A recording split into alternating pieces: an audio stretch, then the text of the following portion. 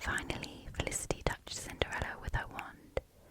A moment later, her rags turned into a dazzling dress of gold and silver. On her feet were a perfect pair of dainty glass slippers. "There's just one problem," said Felicity. "You must leave before 12. On the last stroke of midnight, my magic will fade." "I promise," Cinderella replied, climbing into the coach. "Thank you so much," she called as the horses swept her away. When Cinderella entered the ballroom, everyone fell silent. Then a whisper went around the room. "Who's that beautiful girl?" the ladies wondered. A voice next to Cinderella almost made her jump. It was the prince. "May I have this dance?" he asked. Cinderella and the prince twirled across the floor. "She's so graceful," said the other ladies. "And look at her dress. Have you ever seen anything so delicate?" "The prince is only being polite," snapped Grimella. "He'd much rather dance with me."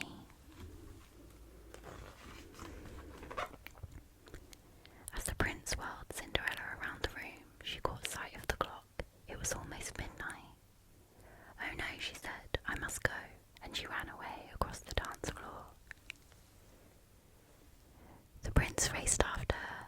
"Come back," he called, but Cinderella had disappeared into the darkness. The prince turned back to the palace with a sigh, then something on the steps caught his eye.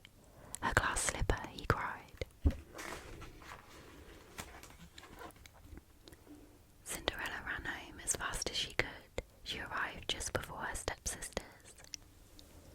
The next morning, the entire street was woken by the shout of the town crier, who was followed by a messenger.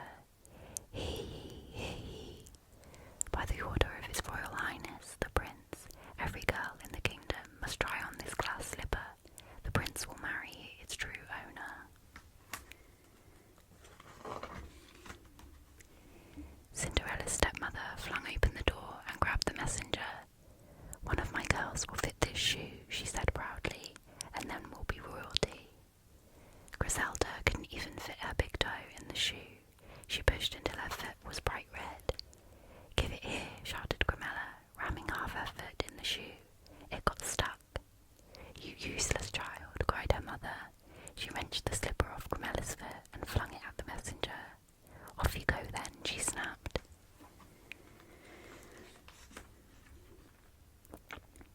"Excuse me, ma'am," the messenger said. "I've strict orders that every young lady is to try on the shoe." He looked at Cinderella. "She's just a servant," said Grimella. Cinderella's father coughed. "Actually, Cinderella has every right to try on the slipper," he said bravely. She walked over to the messenger and slipped on the shoe. It was a perfect fit. "No," shrieked Griselda and Grimella. "She can't be a princess," shouted their mother. "I won't allow it."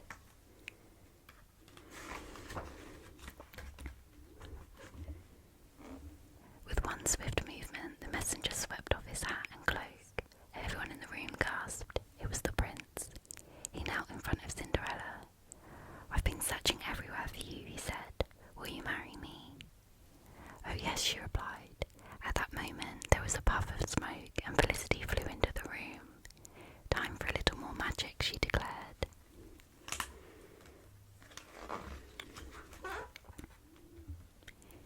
Felicity flicked her wand and gave Cinderella a dress even more beautiful than the one she had worn to the ball.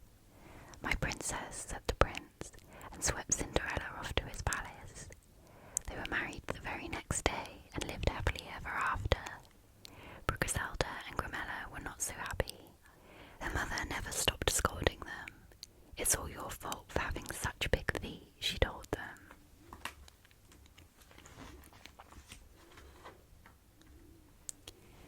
The Swan Princess. Far away and long ago, there lived a little girl named Eliza.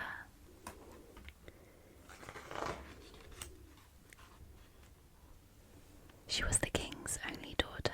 The queen had died when Eliza was born, but she had a kind father and 11 older brothers to look after her. When her brothers went to school, Eliza looked at beautiful picture books or watched swallows swoop past. She couldn't have been happier.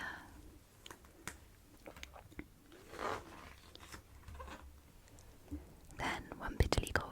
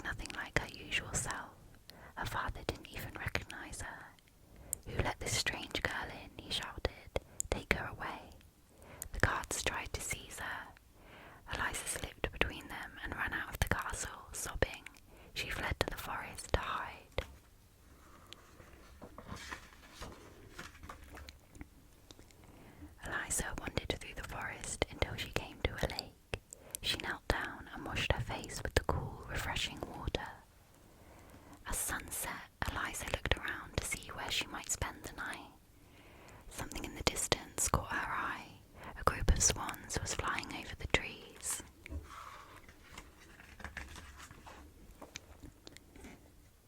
They shook their wings, and to Eliza's astonishment, instead of swans, her brothers stood before her. Eliza was overjoyed. When they had all finished hugging, Prince Julian told her what had happened. The Queen's spell turned us into swans, he explained, but we become human again at night.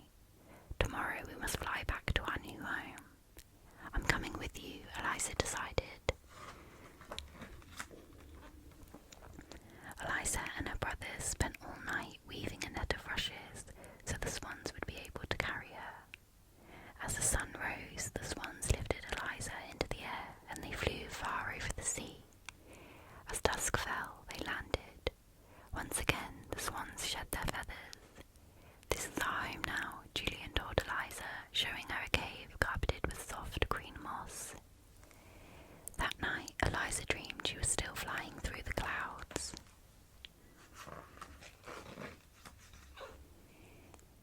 In the dream, a beautiful fairy appeared before her. Eliza, she said, you can save your brothers from the Queen's spell. You must make each one a shirt of nettles. When they put on the shirts, the spell will be broken. But you must make the shirts in silence, the fairy warned. If you speak a word before the spell has ended, your brothers will die. Eliza reached out to touch a nettle. It stung her fingers and she woke up.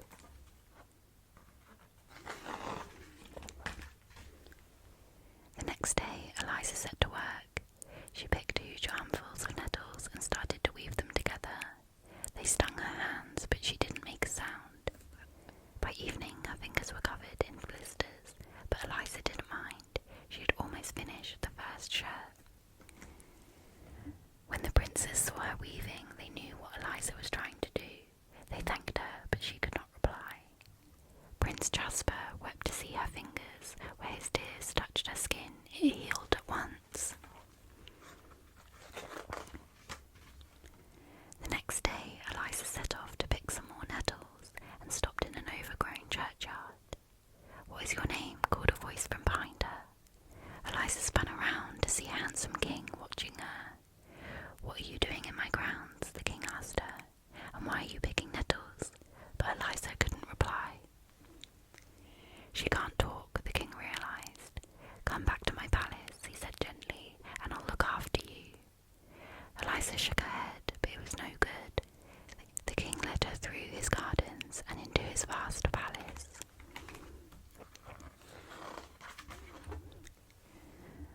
Before long, the king was in love with the strange, silent girl.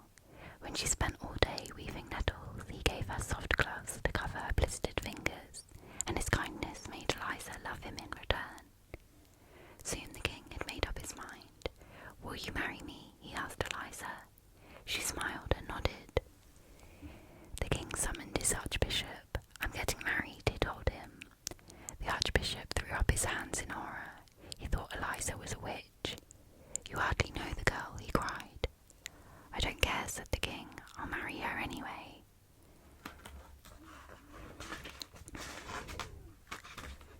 Meanwhile, Eliza wove busily. By the night before the wedding, she had made 10 shirts. I'll finish the last one tonight, she thought happily. As she started the final shirt, she realized she needed more nettles. I'll just have to go and pick some, she decided. Outside, it was so dark she could barely see the graveyard. She shivered. There's no such thing as ghouls or ghosts, she told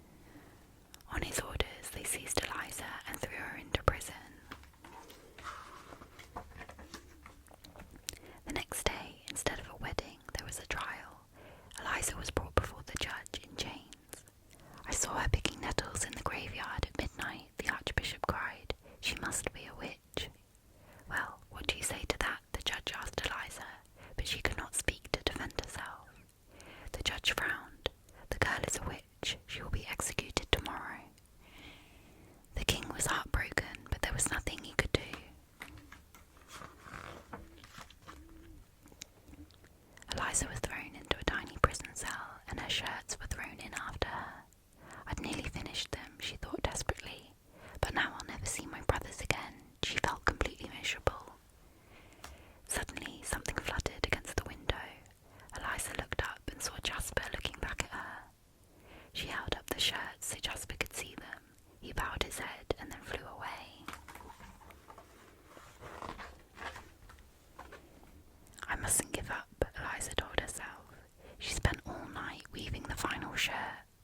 At dawn, there was just one sleeve left to make, and then she ran out of nettles. Minutes later, there was a bang on the door. The guards had come to take her away. They led her outside, still clutching the shirts. A huge crowd had gathered to see the execution. Before it could start, there was a startled murmur, and people began pointing at the sky. 11 white swans were flying closer and closer.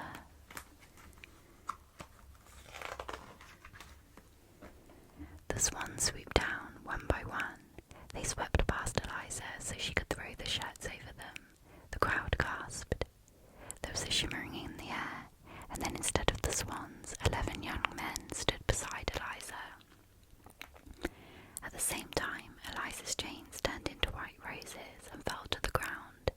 The spell was finally broken, and Eliza could speak.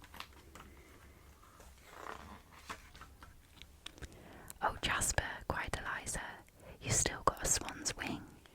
"I don't mind," he replied, giving her a big feathery hug. Then the king spoke. "I don't know what's going on here," he said, "but perhaps you can tell me at the wedding feast." "If you still want to marry me," he continued, turning shyly to Eliza. "Oh yes," said Eliza, smiling, "and there won't be any witches at this wedding, I promise."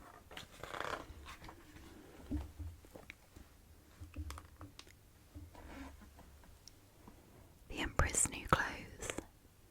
Once upon a time, there was an emperor who adored clothes.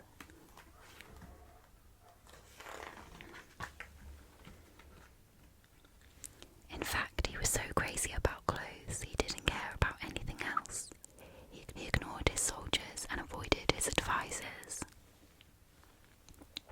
He preferred to spend all day in front of his mirror, trying on gorgeous gowns and preposterous pantaloons.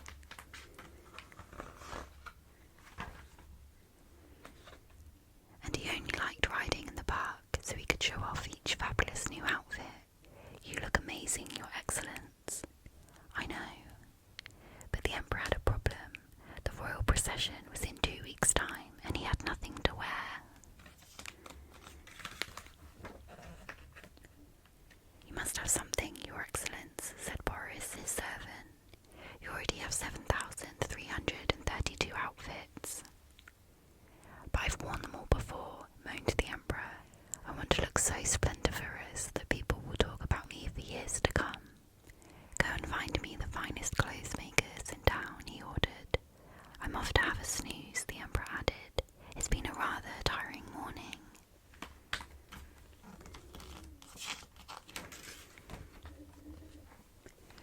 Boris spent all day looking for an incredible outfit.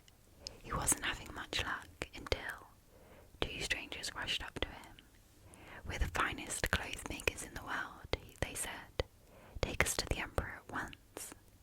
When they arrived at the palace, the strangers burst straight into the Emperor's private bedroom.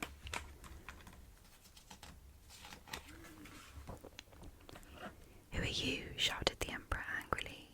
"We are Slimus and Slick, at your service," they said. The Emperor just stared at them. "Haven't you heard of us?" said Slimus, looking shocked. Well, no," admitted the Emperor.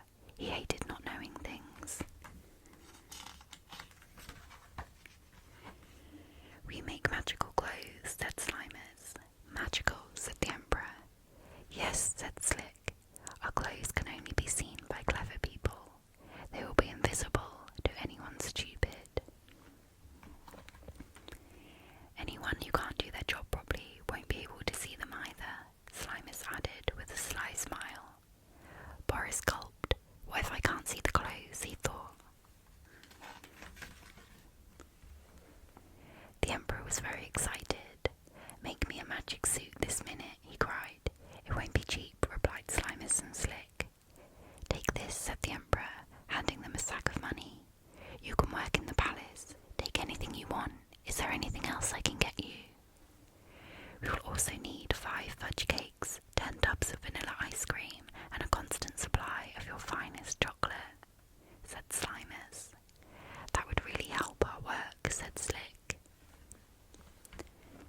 As soon as they were alone, Slimus and Slick laughed until their bellies ached and their faces turned purple.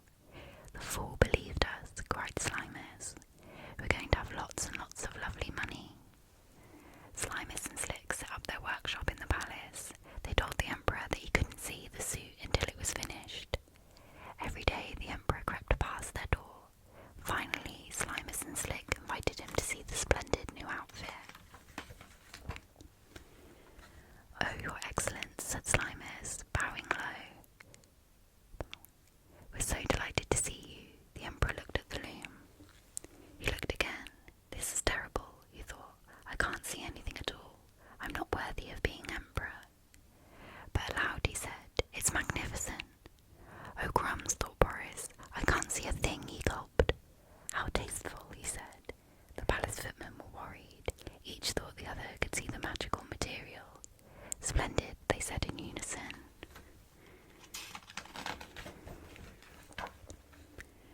Slimus and Slick pretended to take the material down from the loom. They made cuts in the air with huge scissors and sewed using needles without any thread. Everyone clapped loudly. The Emperor even gave Slimus and Slick medals for their excellent sewing. On the morning of the royal procession, the Emperor went to put on his new clothes. He was filled with nervous excitement. "Would Your Majesty care to undress?" said Slimus. "I'll bring over the cloak and the train." "This is your shirt, Your Majesty," said Slick. "See, it's as light as a spider's web." Then the palace footmen bent down as if they were picking up a train. The Emperor admired himself in the mirror one last time. "Don't I look splendid, Boris?" the Emperor asked. "Yes, Your Excellence," said Boris, looking straight up at the ceiling. Then said the Emperor, "Let the royal procession begin." The crowd gasped as the Emperor emerged from the palace. Everyone had heard that only clever people could see his clothes. "What a splendid outfit," they cried. "Such a magnificent pattern," they said to each other.